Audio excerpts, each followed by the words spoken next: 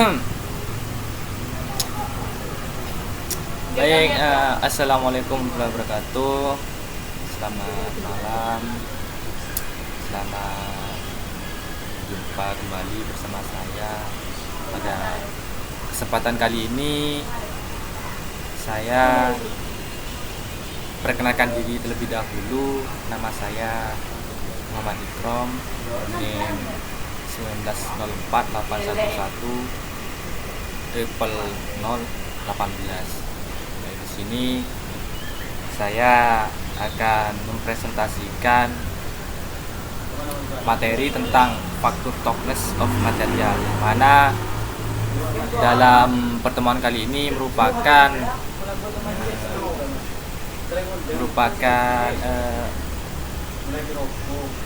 ketentuan dari dosen pengempu mata kuliah pemilihan bahan, yang mana untuk membuat video dalam rangka ulangan akhir semester. Prinsip dasar ilmu material yang ada pada konstruksi adalah bahwa sifat mekanik bahan adalah fungsi dari struktur mereka. Jadi fungsi dan struktur adalah sebagian dari sifat mekanik pada bahan, khususnya struktur atom, jarak pendek dan jarak panjang mereka.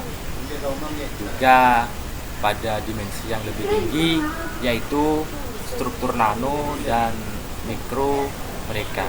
Dalam hal ini ada banyak aktivitas dalam beberapa tahun terakhir yang berfokus pada pengembangan bahan dan berkekuatan yang jauh lebih tinggi, misalnya melalui penggunaan struktur skala halus, dalam kurung nano bahan, nanostruktur, nanokomposit. Jadi saya terangkan sedikit ya. Jadi dalam dunia perindustrian, material yang dibutuhkan pada pembangunan, pada konstruksi itu sekarang sudah melakukan banyak variasi pada struktur, mana ada penambahan komposit di situ, ada bahan untuk bahan baku, sehingga bahan tersebut lebih kuat dan memiliki nilai jual yang cukup tinggi, seperti itu. Baik, dalam pengujian ketangguhan itu terdapat dua unsur, yang mana satu unsur intrinsik dan ekstrinsik, yang mana mekanisme penguatan intrinsik adalah sifat inherent dari bahan, dan dengan demikian aktif terlepas dari ukuran retak dan geometri. Mereka mempengaruhi terutama inisiasi, tetapi juga pertumbuhan retak. Mekanisme ekstrinsik sebaliknya bertindak di bangunan retak, dan dengan demikian tergantung pada ukuran retak. Jadi kalau ekstrinsik ini bertindaknya itu di bangunan retak, dengan demikian tergantung pada ukuran retaknya. Kalau intrinsik itu pada ukuran retak dan geometrinya, seperti itu. Akibatnya kenapa mereka menghasilkan perilaku fraktur tergantung ukuran retaknya. Jadi dari sini kita bisa membedakan intrinsik dan ekstrinsik itu dari perilaku fraktur tergantung ukuran retaknya. Kalau retaknya segini maka itu dikatakan intrinsik, kalau retaknya segini dikatakan ekstrinsik, seperti itu. Lanjut. Perketaan ekstrinsik melibatkan mekanisme penataan mikro yang bertindak terutama di belakang ujung retak untuk secara aktif mengurangi kekuatan crack driving yang benar-benar dialami di ujung retak. Ini disebut dengan crack-tip shielding dan dapat terjadi dengan mekanisme seperti cut breeding dan transformasi fase di situ. Ini untuk ekstrinsik ini adalah penataan mikro, mana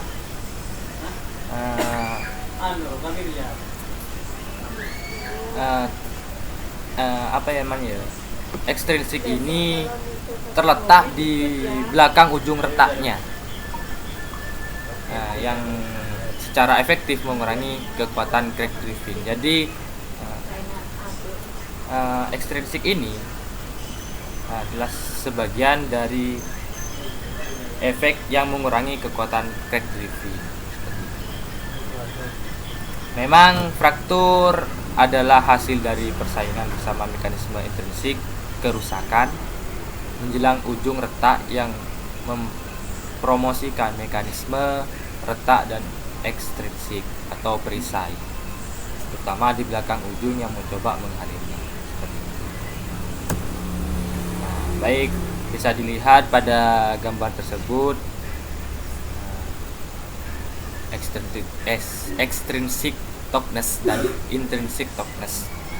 Yang di depan itu adalah extrinsic toughness, adalah perisai. Kalau intrinsic toughness itu dapat dilihat adalah retakannya, seperti itu. Dan itu menghasilkan crack tip and heck of crack tip. Gambar ini dapat saya ambil dari jurnalnya Maximilian Eloni and Robert of Tichy. Dapat dilihat di bawah gambar tersebut.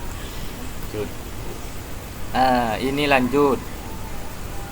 Ini adalah kurva dari lanjutan dari tadi, dari crash pada intrinsik dan ekstrinsik, di mana yang di depan ini adalah kurva turun R-nya. Ini crashnya dapat dilihat sekitar segitu, dan yang di sebelah kanan ini adalah racing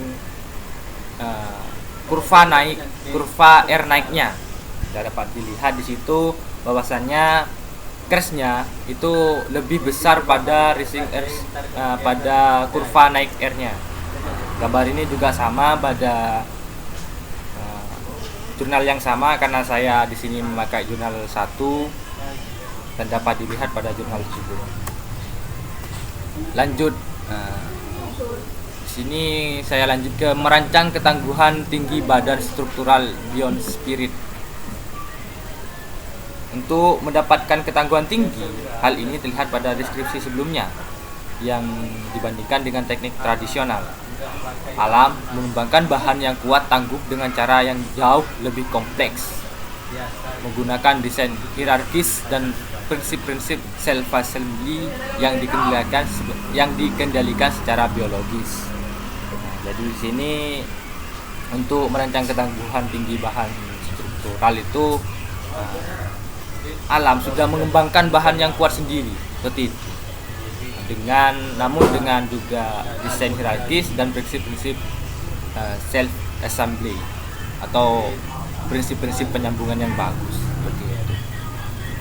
Selain itu, banyak bahan alami tersebut dapat merombak dan beradaptasi dalam pelayanan terhadap perubahan kondisi di lingkungan. Jadi bahan alami tersebut mudah beradaptasi terhadap pelayanan, terhadap perubahan kondisi lingkungan dan lain-lain sebagainya. Bahan struktural sintesis yang bisa meniru desain alami semacam itu dapat mengubah banyak disiplin ilmu teknik, terutama industri yang berhubungan dengan energi dan transformasi. Ketika bahan struktural sintetis itu bisa menyamai dengan alam, maka itu akan mengubah ilmu teknik. Kenapa saya katakan seperti itu? Ketika bahan yang secara struktural sintetis itu bisa menyaingi alam di situ, maka disiplin ilmunya itu lebih tinggi, seperti itu. Karena sudah di alamnya itu sudah bagus. Ketika ditambah dengan struktural sintetisnya, maka bahan tersebut akan lebih bagus, seperti itu. Maka akan cocok ketika digunakan untuk bahan energi untuk dunia perindustrian. Baik, saya lanjut. Itu merupakan adalah kurva dari hybrid composite, mana sedikit pengetahuan, hibrid komposit merupakan percampuran dari komposit dengan bahan sintetis seperti itu. Komposit itu apa? Adalah bahan alami yang dijadikan untuk material seperti itu.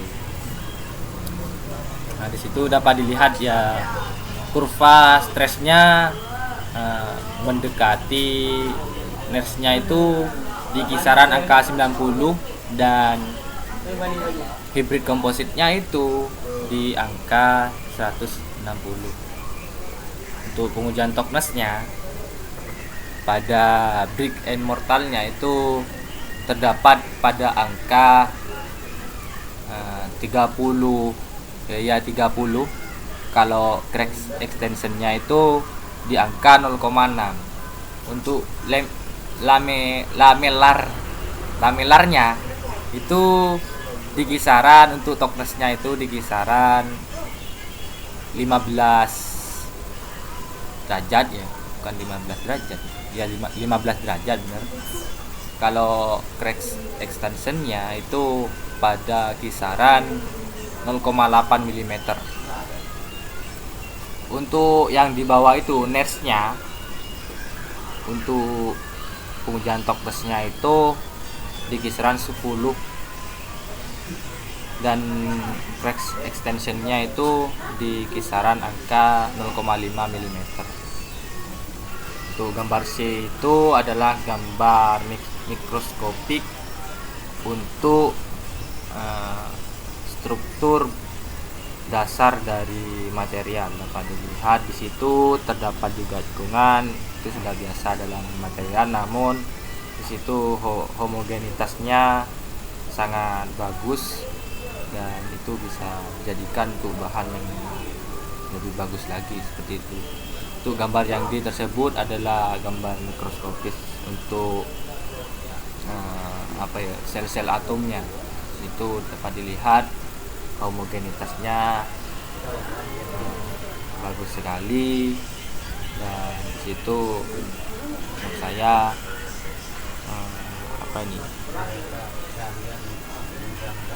itu menurut saya bagus lah. Nah, mungkin terima kasih saya untuk presentasi kali ini. Kurang lebihnya saya mohon maaf yang sebesar-besarnya kepada Bapak Mirza, karena saya banyak sekali kekurangan pada presentasi yang saya lakukan. Dan juga terima kasih atas waktunya untuk memberikan saya waktu untuk melakukan presentasi. Sekian, wallahul muwaffiq ila aqwamit thoriq. Wassalamualaikum warahmatullahi wabarakatuh.